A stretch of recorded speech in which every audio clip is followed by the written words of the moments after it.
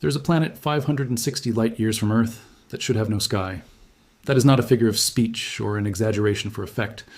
According to the physics that planetary scientists have spent decades building into their models of how rocky worlds evolve, this particular planet should be a bare, airless cinder. It is twice the mass of Earth, orbits its star at 1/40th, the distance between Mercury and our Sun, completes a full year in just 10.5 hours, and has a surface almost certainly covered by a global ocean of molten rock.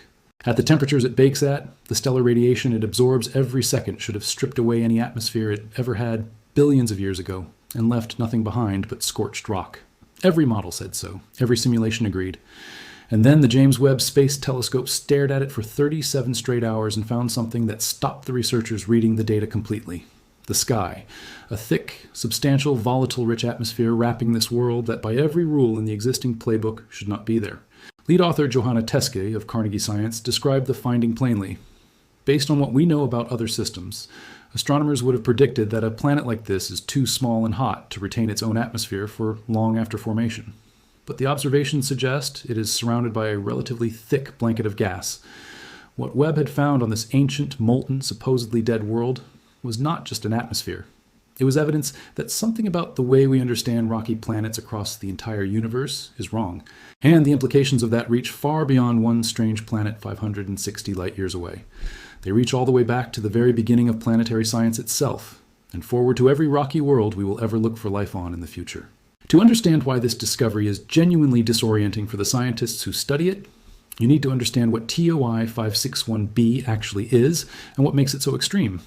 The star it orbits, TOI 561, sits about 280 light-years away in the constellation Sextans and is approximately 10 billion years old, with a mass and size about 80% that of our Sun.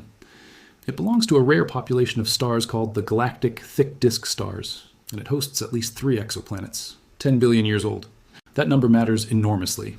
Our own Sun is about 4.5 billion years old, which means TOI 561 formed more than twice as long ago as our solar system. It was already ancient when the Earth was still cooling from its formation.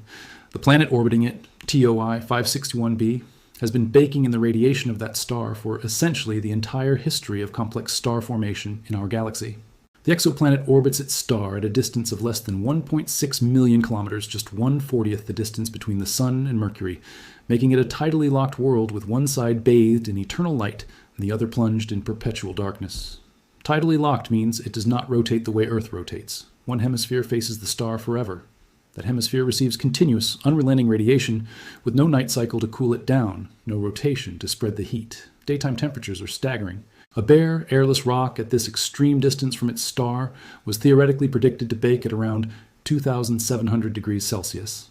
The empirical thermal signature recorded by Webb was a significantly cooler 1,800 degrees Celsius, a difference of 900 degrees. That gap is not a measurement error. There is no noise in the data. It is the signature of something redistributing heat across the planet's surface, moving energy from the scorching day side toward the cooler night side. And the only thing capable of doing that on a rocky planet is an atmosphere. Here is where the physics that planetary scientists thought they understood comes apart. Atmospheres on rocky planets are not permanent features. They are fragile, constantly under assault from stellar radiation and stellar winds that bombard the gas molecules, gradually stripping them away into space. The closer a planet sits to its star, the more intense that assault is. The smaller the planet, the weaker the gravity holding the atmosphere down. TOI 561b fails both tests simultaneously. It sits closer to its star than any planet in our solar system comes close to matching, and it has only twice Earth's mass, giving it a gravitational pull that is strong but not exceptional. Under these conditions, atmospheric stripping should proceed extremely rapidly. Models of planetary atmospheric evolution predict that a world this small and this hot would lose essentially all of its primordial atmosphere within the first few hundred million years of its existence, leaving behind a bare rock. TOI 561b has been in exactly these conditions for 10 billion years. Not a few hundred million. 10 billion? Whatever atmosphere it had when it formed should have been gone 9.5 billion years ago. Far from being a desiccated husk of rock, it functions more akin to a wet lava ball, a world in a constant state of transition, perpetually bleeding its atmosphere into the void while rebirthing it from the volatile-rich depths of its global magma ocean. That phrase, a wet lava ball, is not poetic license. It is the most accurate description the researchers found for what Webb's data is actually showing them. The atmosphere is there. It is being stripped away by stellar radiation even as the telescope watches. And simultaneously, the magma ocean covering the planet's surface is outgassing new volatiles from its depths, replenishing the sky as fast as the sky is being lost. The mechanism the team arrived at after exhaustive analysis is one of the more surprising pieces of planetary science to emerge in recent years. And it is worth understanding clearly because it changes what we thought we knew about what kinds of worlds can hold atmospheres and for how long. One of the paper's lead researchers explained the process. At the same time that gases are coming out of the planet to feed the atmosphere, the magma ocean is sucking them back into the interior. Picture a planet where the surface is not solid rock, but a churning global ocean of molten material, thousands of degrees hot, stretching across the entire world. Gases dissolved in that magma are constantly bubbling upward and outgassing into the sky above, the same process that on early Earth produced the first primitive atmosphere billions of years ago. But on TOI 561b, the process is not a one-time event from billions of years past. It is happening right now, continuously, in a cycle that has apparently been running for the entire 10 billion year lifetime of this world. The magma ocean releases volatiles into the atmosphere, and the atmosphere gets stripped by stellar radiation. The stripped material either escapes to space or gets pulled back into the magma. The magma releases more. The cycle repeats. It is a planetary system locked in a constant dynamic equilibrium between atmospheric loss and atmospheric replenishment, and it has been maintaining that equilibrium for longer than Earth has existed. The planet must be much, much more volatile-rich than Earth to explain the observations, the research team says. It really is like a wet lava ball. The data Webb gathered over those 37 hours of continuous observation is worth pausing on, because the precision of it is what makes this result so difficult to argue with. Webb watched the system for more than 37 hours, long enough to catch nearly 4 orbits and 4 eclipses, giving researchers a rare, detailed look at how the planet behaves over time. The specific technique the team used was measuring what happens during the planet's secondary eclipse, the moment when TOI 561b passes behind its host star from our perspective in space. Just before the planet disappears behind the star, Webb captures the combined light of the planet and the star together. The instant the planet is hidden, Webb captures the star's light alone. By subtracting one from the other, researchers can isolate the precise infrared thermal signature coming from the planet's day side only. And what that thermal signature showed was a planet radiating about 900 degrees cooler than a bare rock at the same distance from the same star should be radiating. If TOI 561b had a dark bare rock surface with no atmosphere or a thin rock vapor atmosphere, the day side of the planet should appear significantly brighter than it actually does. Instead, the data is much more consistent with an atmosphere rich in volatiles like water, oxygen, and carbon dioxide. Not a trace of an atmosphere, not a whisper. A substantial, heat-distributing, volatile-rich blanket of gas wrapping a world that has been sitting in one of the most hostile environments imaginable for 10 billion years and apparently winning. Now sit with what this means for the broader picture of planetary science and the search for worlds that might support life, because this is where the discovery stops being about one unusual planet and starts being about everything we thought we understood about rocky worlds across the galaxy.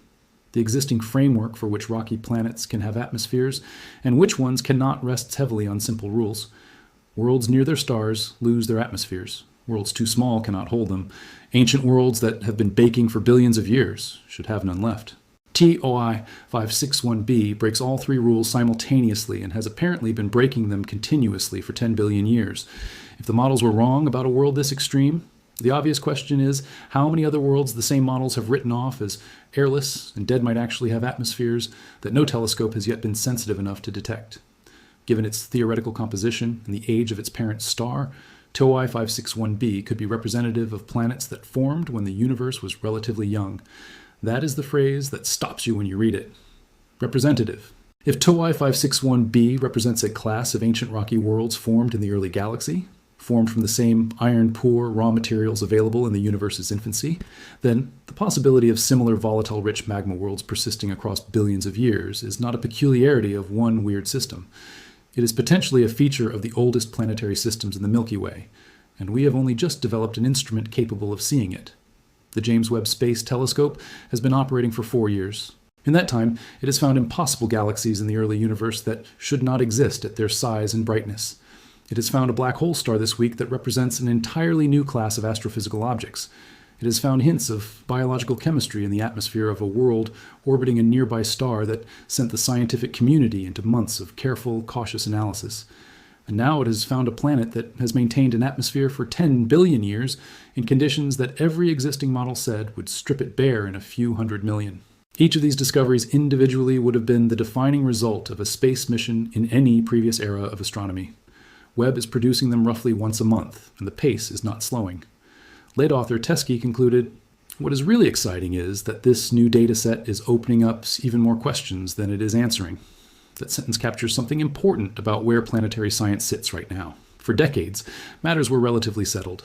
We thought we understood which kinds of worlds have atmospheres and which ones do not.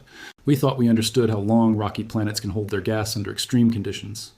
We thought the inner reaches of ancient star systems were graveyards, stripped and dead, geologically inert worlds that had long since exhausted any complexity they ever had. Toei 561b sitting 560 light-years away, wrapped in a sky of volatiles above a churning global magma ocean, alive in a strange and hellish sense of the word after 10 billion years, suggests that our understanding of what a rocky world can be and how long it can persist is considerably less complete than we assumed. And the telescope that showed us this is still in the early years of its planned operational life, still turning toward new targets, still reading light that no instrument before it was capable of reading. Whatever it finds next, the lesson of the impossible atmosphere is already clear. The rules we wrote about rocky worlds were written before we had the instrument to actually test them properly. Now we do. And the universe, as it keeps demonstrating, was not waiting for our permission to be more complex than our models predicted.